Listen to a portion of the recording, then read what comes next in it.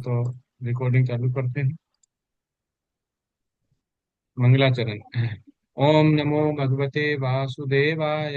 ओम नमो भगवते वासुदेवाय। ओम नमो भगवते वासुदेवाय। ओम अज्ञानितिमिरन्दस्य ज्ञानजन्यशलाकया चक्षुर्दीप्तं तस्मै श्री गुरुवे नमः। श्री चैतन्य मनोभीष्टं स्थापितं येन भूतले स्वयं रूपा कदा मह्यं ददाति स्वपदान्तिकम्। वन्देऽहं श्रीगुरो श्रीयुतपदकमलं श्रीगुरुवैष्णवांश्च श्रीरूपं सागरजातं सागरललितातपीतं च सजीवम् साद्वैतं सावधूतं परिजनसहितं कृष्णचैतन्यदेवं श्रीराधाकृष्णपादान् सगुणललिता श्रीविशाखान् हे कृष्ण करा सिंधु दीनबंधु जगतपति गोपेश गोपिका कांत राधा कांत नमस्ते तप्त कांचानी गौरांगी राधे वृंदावन बने सुखसी विष्णु भासुत देवी प्रणमामि हरिप्रिये वाञ्छाकल्पतरुभ्यश्च कृपा सिन्धुभ्यः विचा पतितनां पावनेभ्यो वैष्णवेभ्यो नमो नमः। नमः ओम विश्वपदाय कृष्णपृष्ठाय भूतले श्रीमते भक्तिवेदांत स्वामिनित नामने नमस्ते सरस्वती देवे गौरवाणी प्रचारणे निर्विशेष शून्यवादी पाश्चात्य देश तारिणे। जय श्री कृष्ण चैतन्य प्रभु नित्यानंद श्री अद्वैत गदाधर श्री वाचादि गौर भक्तवृंद। हरे कृष्ण कृष्ण कृष्ण हरे हरे हरे राम राम राम हरे हरे। बिरंध्याय तुलसी देवी प्रियाय केशवचा कृष्ण भक्ति हृदय देव सत्यवते नमो नमः। हरे कृष्ण कृष्ण कृष्ण हरे हरे हरे राम राम राम हरे हरे।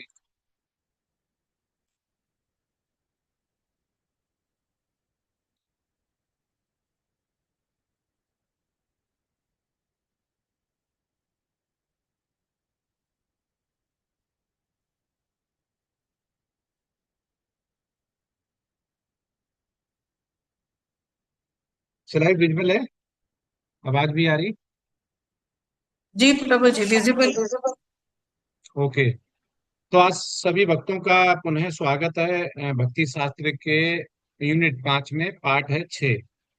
और भक्ति शास्त्री जैसे मैंने पहले भी बताया है, कोई अगर ये पूछे कि आध्यात्म में हम कितने आगे गए हैं या हम कितने कनिष्ठ भक्त से मध्यम भक्ति की तरफ गए हैं या भक्ति में कितनी रुचि है या कृष्ण प्रेम में कितने गए हैं, तो भक्ति शास्त्री के द्वारा हम उन्हें बता सकते हैं कि हमने लेवल 1 लेवल 2 लेवल 3 लेवल 4।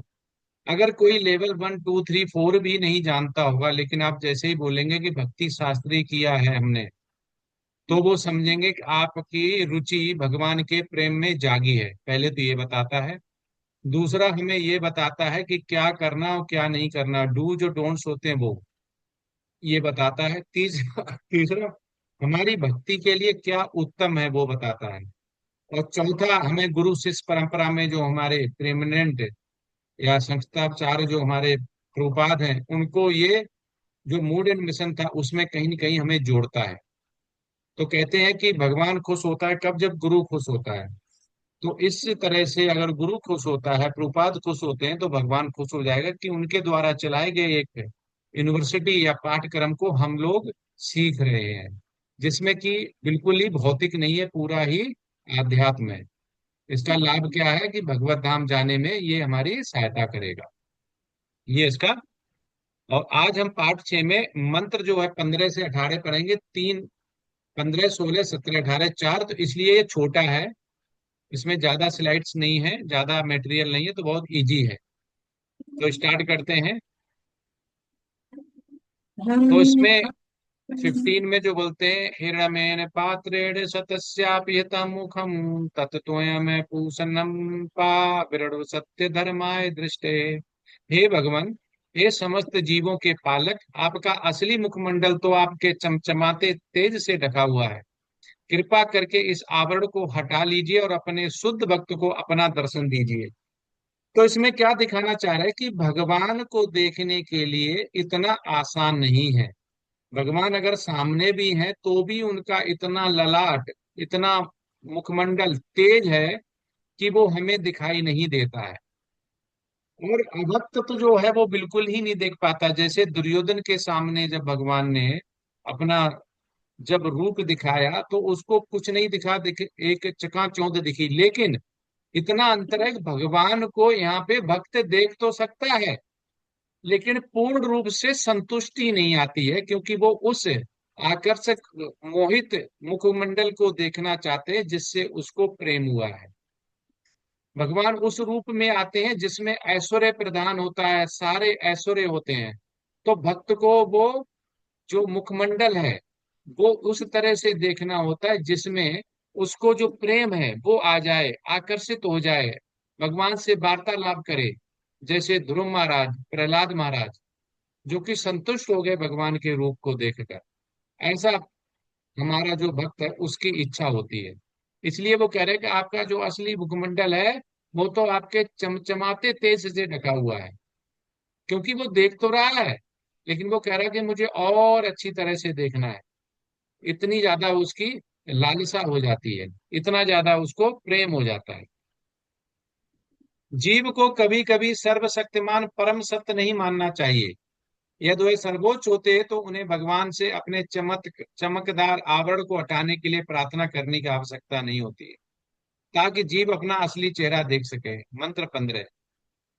और जो जीव होता है, यहाँ पे प्रभुपाद कह रहे हैं, उसको कभी भी सामने जो है किसी चीज को भी सर्वशक्तिमान नहीं मानना चाहिए। कि जिसमें प्रकाश है, तेज है, उसको भी मान ले कि यही सर्वशक्तिमान है।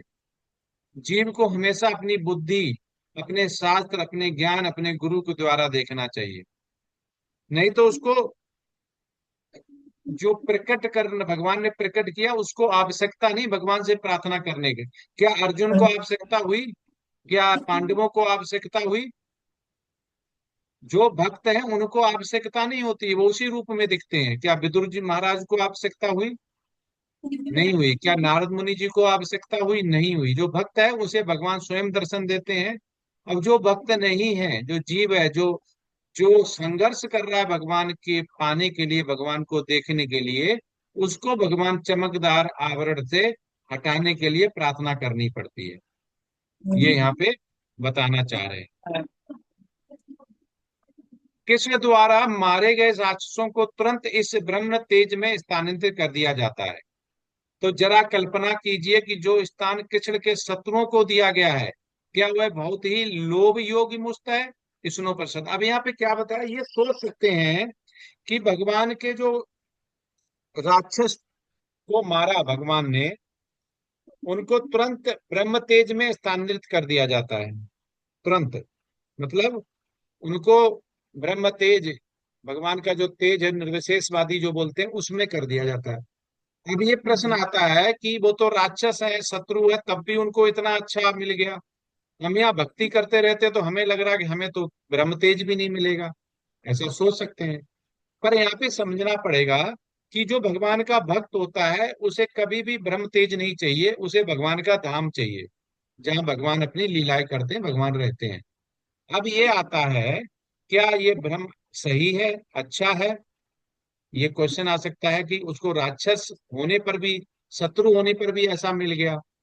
तो इसको ऐसे समझ सकते हैं कि अगर हम प्रधानमंत्री के घर पे जाएं और जो प्रधानमंत्री का जानकार नहीं है, जो भक्त नहीं है, उसको प्रधानमंत्री अपने ड्राइंग रूम में बैठा दें, और हमसे अगर जान पहचान है तो अपने रूम, जो बेडरूम होता है, वहां तक लेके जाएं।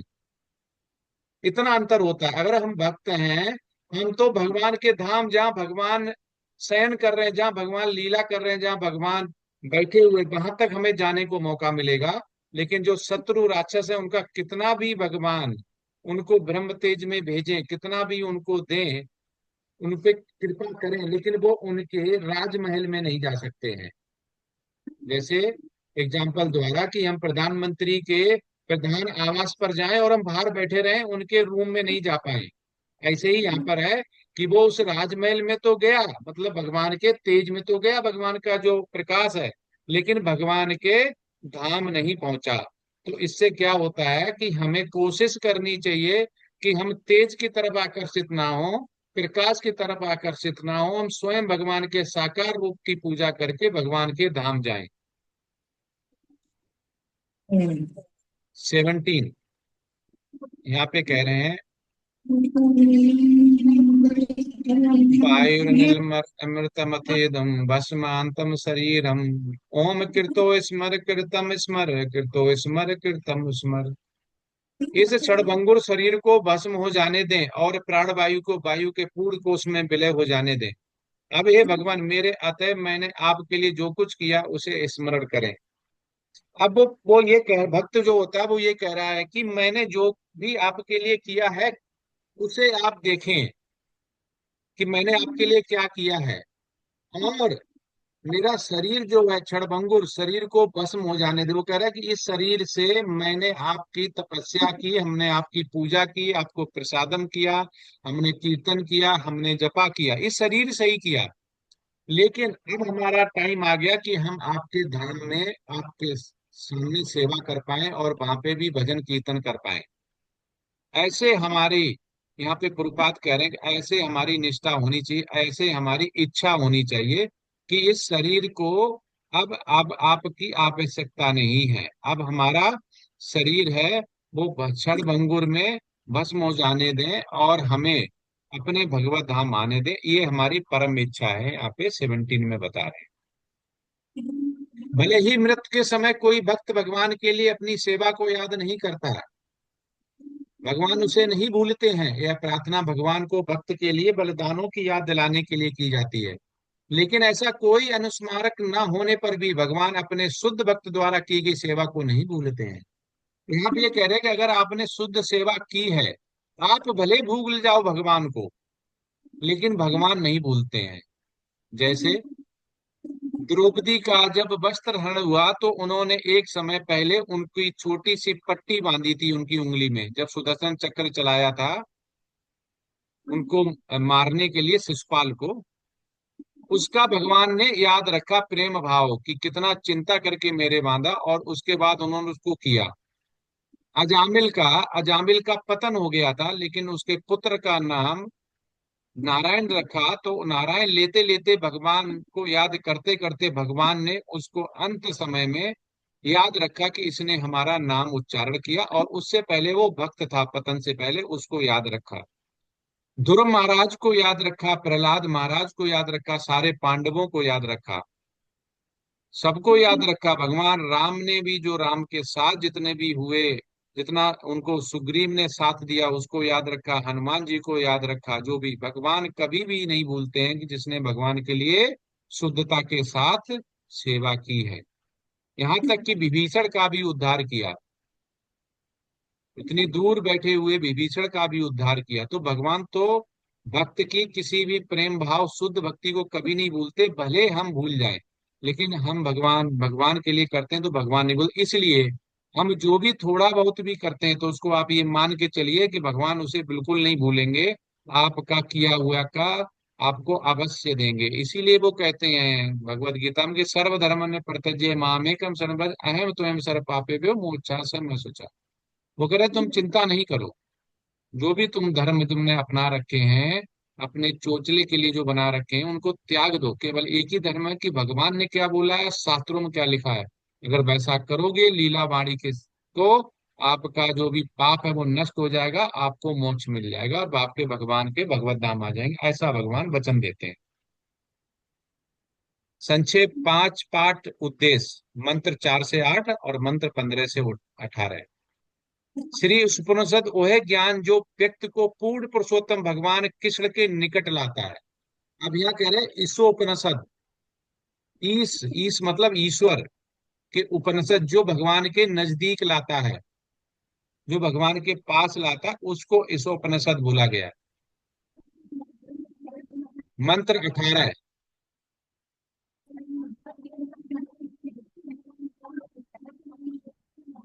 हे अग्नि के समान शक्तिशाली भगवान, हे सर्वशक्तिमान, अब मैं आपके चरणों में दंडवत प्रणाम करता हूँ। हे भगवान, आप अपने तक ही पहुंचने के लिए मुझे सही मार्ग पर ले चलें। और चूंकि आप मेरे द्वारा भूतकाल में किया गया सब कुछ जानते हैं, अतः मुझे विगत पापों के फलों से मुक्त कर दें, जिससे मेरी प्रगति में कोई अवरोध ना आए। तो अब ये जो उस समय से, उस भाव से हम समझ सकते हैं कि जिस समय ये भक्त ने बोला, जिस समय ये प्रभुपाद ने लिखा, जिस समय इसका तात्पर्य बनाया, अनुवाद बनाया, उस सोचते हुए हम इसे पढ़ सकते हैं कि हे अग्नि के समान शक्तिशाली भगवान। तो भगवान, अग्नि जो भस्म कर देता है एक शरीर को, तो भगवान भी इस हमारे शरीर को, अहंकार को, इस शरीर को भस्म कर सकते हैं इस दुखालय में, और अपने भगवत धाम में स्थान दे सकते हैं। अब मैं आपके चरणों में दंडवत प्रणाम करता हूँ। हे भगवान, आप अपने तक पहुंचने के लिए मुझे सही मार्ग पर ले चलें, और चूंकि आपके द्वारा भूतकाल में किया गया सब कुछ जानते हैं, अतः मुझे विगत पापों के फलों से मुक्त कर दें।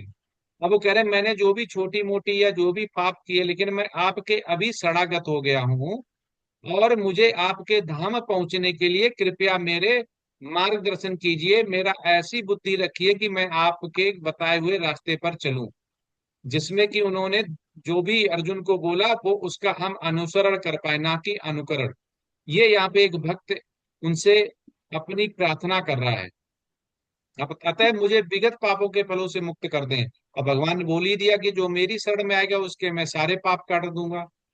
तो इसलिए वो, अगर हम बोल भी रहे हैं तो भी भगवान करेंगे, नहीं बोलेंगे तो भी भगवान करेंगे, जिससे मेरी प्रगति में कोई अवरोध ना है। प्रगति किसको बोल रहे हैं? आध्यात्म की प्रगति को बोल रहे हैं, कि हम उसमें इस श्लोका और हम उनकी बुक्स, भगवान की लीला और वाणी पढ़ पाए, क्लासेस ले पाए, प्रीचिंग कर पाए, भगवान का भक्ति कर पाए, कीर्तन संकीर्तन कर पाए, माला जप कर पाए, इसको ये बोल रहे हैं कि उसमें कोई अवरोध नहीं आए।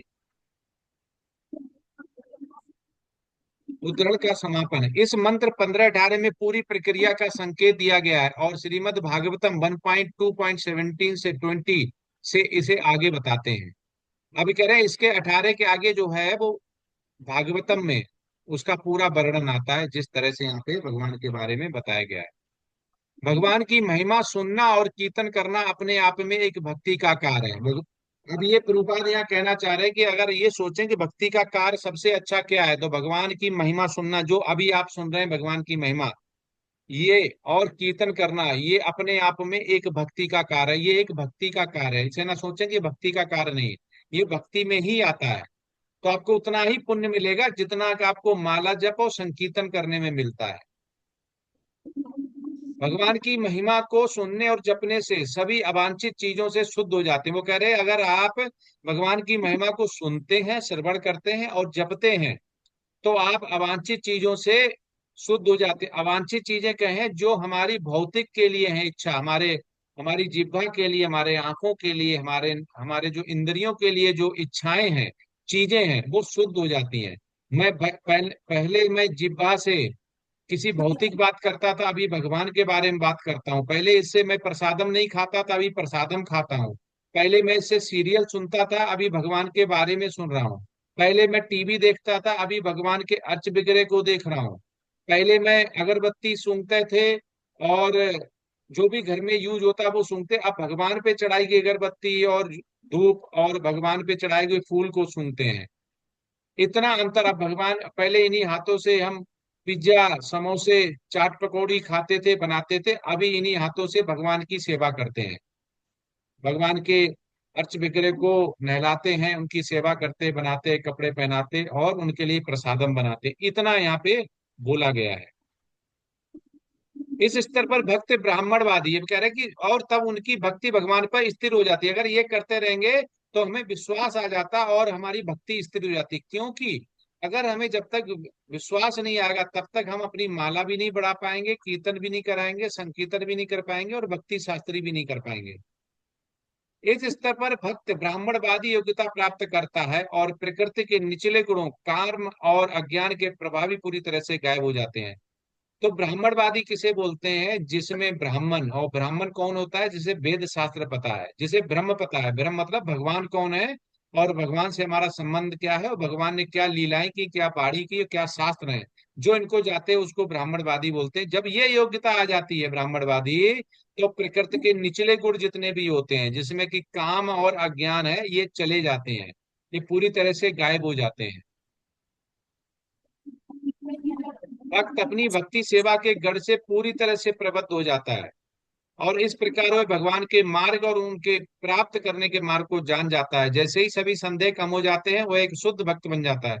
अब यहाँ पे संदेह क्या बोला गया? संदेह बोला गया कि क्या इसे करने से भगवत धाम मिलेगा, क्या भगवान वास्तव में है, क्या हम कहीं ऐसा तो नहीं गलत कर रहे हैं? ये संदेह हमें खत्म करना पड़ेगा। अगर ये संदेह बना रहे तो हम कितनी भी भक्ति कर लें उसका कोई फायदा नहीं है। इसलिए भक्त अपनी सेवा हमेशा गुण के साथ क्वालिटी इंप्रूव करता रहे, भगवान उसको याद रखेंगे और धीमे धीमे वो ऐसा करता रहेगा तो एक ऐसा मार्ग आएगा जिसमें उसको संदेह नहीं रह जाएगा और वो एक शुद्ध भक्त बन जाएगा। तो शुद्ध भक्त बनना बहुत जरूरी है। हरे कृष्णा। आज इतना ही था क्योंकि ये बहुत छोटा था। ये 6 पार्ट था, 3, और आज आपका ये समापन होता है। और आपको 10 तारीख तक ओपन बुक एग्जाम जमा करना है जो होगा असाइनमेंट। और अगले फ्राइडे आप सुन लीजिए, अगले फ्राइडे आपका एग्जाम होगा। और एग्जाम ज्यादा लेट नहीं करेंगे, अगले होगा कि अगला बैच फिर स्टार्ट हो जाएगा। इसलिए अगले और भक्त हैं वो भक्ति शास्त्री स्टार्ट हो जाएगा। और आपका जमा भी करना है, सर्टिफिकेट आएगा, इसलिए तो जितना जल्दी एग्जाम हो जाए उतना जल्दी। कुछ फेल होंगे कुछ पास होंगे, तो ऐसा करके आपका पूर्ण रूप से आपका हो जाए। अब किसी के रिगार्डिंग प्रश्न आंसर जो भी हो आप पूछ सकते हैं। हरे हरे कृष्णा कृष्ण। प्रभु जी, सादर प्रणाम। प्रभु जी, यस दोनों माता। बुकों का इकट्ठा नहीं होता क्या पेपर? क्या? जैसे ये ईर्ष्योपनिषद और उपनिषद का इकट्ठा नहीं होता क्या पेपर? नहीं, यूनिट 6 है, इकट्ठा ही होगा। ठीक है प्रभु जी। हाँ, यूनिट 5 का एक साथ ही होगा। ठीक, ठीक है प्रभु।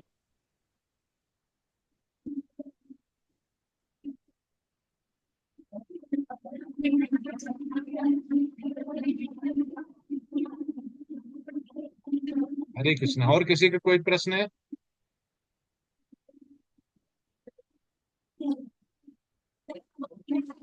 प्रभु जी, मैं अटेंडेंस लिंक शेयर कर रहा हूँ, बस एक सेकंड। Yes yes. प्रभु जी उपदेशामृत का नहीं हो गया? हरे कृष्णा। ये टेम्पल से इतना ही मिला है प्रभु जी मुझे। ओके। क्योंकि उसमें जो मॉड्यूल है उसमें उपदेशामृत का भी दिया हुआ है, बट क्लास तो नहीं हुआ इसलिए। अभी ये इतना ही था, मैं पूछ लेता हूँ टेम्पल से कि ये ऐसा नहीं कि कहीं आधा ही हो तो हम बता देंगे वैसे ही। अभी जो मुझे मिला है यूनिट 5 वो इतना ही मिला है। जी एक बार अगर चेक होगा, कीजिए, बुकलेट में तो अगर अगर दोनों का नाम अगर दिया कुछ है। हो, अगर होगा तो मैं अपडेट कर दूंगा तो एग्जाम नहीं होगा। लेकिन अभी जो मुझे मॉड्यूल मिला था उसमें इतना ही था। ठीक है ना प्रभु जी? ठीक है हरे प्रभु जी। कृष्णा प्रभु हरे जी। कृष्ण। हाँ, यस प्रभु यस। जी, ये जो हरे कृष्णा प्रभु जी, बाकी तो सबका इकट्ठा हुआ है प्रभु जी पेपर। नहीं, इकट्ठा ही होगा। अभी जितना हमने पढ़ इकट्ठा ही हुआ, लेकिन वो प्रभु जी ये कहना चाह रहे हैं कि इसमें ईशोपनिषद आया है अभी, हम्म। उपदेशामृत नहीं आया, ये कहना चाह रहे हैं। लेकिन हाँ आपको जो जी। भी पेपर, हाँ हाँ, आपको जो भी पेपर ओपन बुक का मिलेगा वो जितना है वो पूरे यूनिट 5 का ही माना जाएगा। ठीक है ना? ठीक है प्रभु। हाँ। हरे कृष्णा अभी प्रभु जी। मैं अभी ये देख लूंगा कि इसमें कुछ ऐसा नहीं बचा हुआ हो। और श्लोक का टेस्ट होगा वो दोनों का होगा, श्री उपनिषद और उपदेशामृत श्लोक का। ठीक है ना? यूनिट 5 का जो है वो वैसे ही रहेगा। और हरे कृष्णा प्रभु जी। हाँ, यस यस। प्रभु जी, उपदेशा का अमृत और ईशोपनिषद का क्लोज बुक असाइनमेंट और ओपन, इसका एग्जाम एक साथ होगा कि अलग अलग होगा? एक साथ यूनिट 5 मतलब एक साथ होगा, अलग अलग नहीं होगा। और श्लोका तो एक साथ होगा? श्लोका भी एक साथ होगा, ओपन बुक भी एक साथ होगा, क्लोज बुक भी एक साथ होगा। जी प्रभु जी। हरे कृष्णा प्रभु जी। हरे कृष्ण।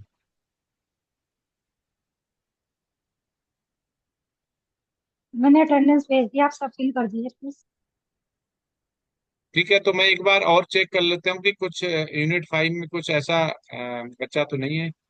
1 मिनट में अभी यही चेक कर लेता हूँ, मेरे पास वो भक्ति शास्त्री वाला है ग्रुप, भक्ति शास्त्री टीचर,